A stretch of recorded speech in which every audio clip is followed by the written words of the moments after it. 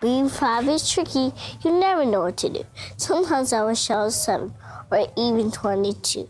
At the age of 6, Christian Samir Graves has accomplished much more than first grade.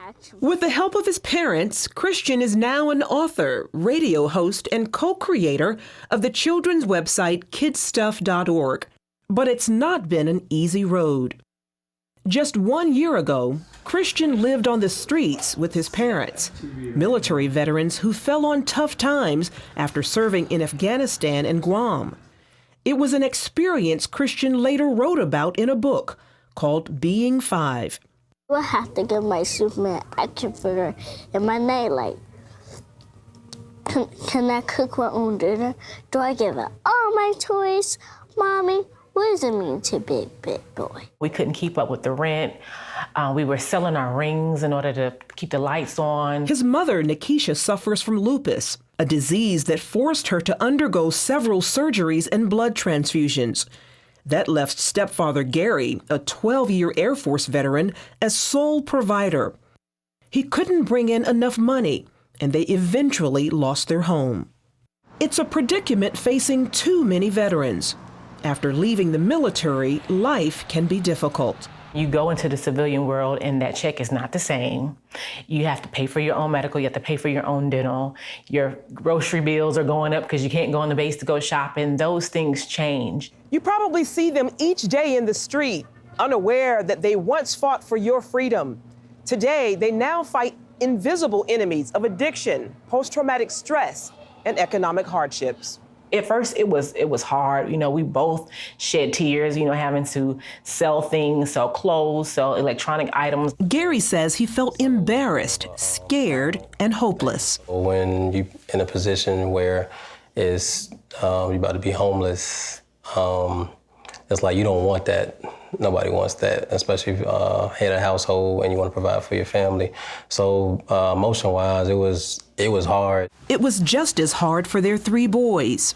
They were in school, so it's days, and we didn't have any money to buy them anything else. They couldn't get new shoes, they couldn't get school supplies, they couldn't watch television or go out with their friends or do what kids do. And they understood. They understood why we have to be at McDonald's charging up our phones because we don't have any electricity. Statistics show that vets make up 17% of our country's homeless population. In 2010, numbers reached as high as 76,000 on the streets. While today's estimates are closer to 40,000, we could see a major increase as thousands of troops prepare to leave Iraq and Afghanistan. It's a potential crisis driving the VA to be more strategic. The goal is to place a veteran in permanent housing within 90 days. But finding a home for a family is twice as difficult. Dr. Priscilla Hankins with the Hampton VA says community and faith-based organizations are stepping up to help.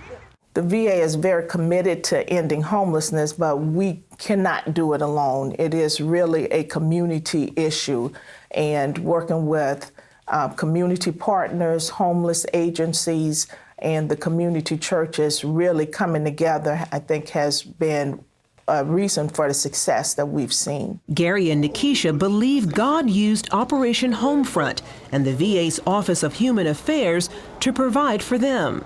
They gave us money to move into our house. They paid the deposit, they paid the first month's rent.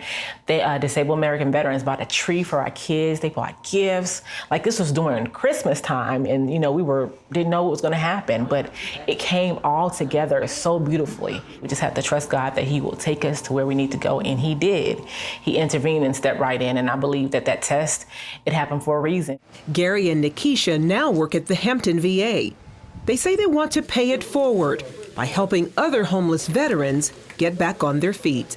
And I know how it feels, to not know when your next meal is going to come from, and you don't know what's going to happen, but you have a support system that's able to help you, and you have somebody that can say, it's going to be okay, I can help you over here. Would you sign this, please? Yes, sir. As for her son, Christian, he's enjoying this new chapter in life, being 6. You're welcome, sir. Good luck. Charlene Aaron, CBN News.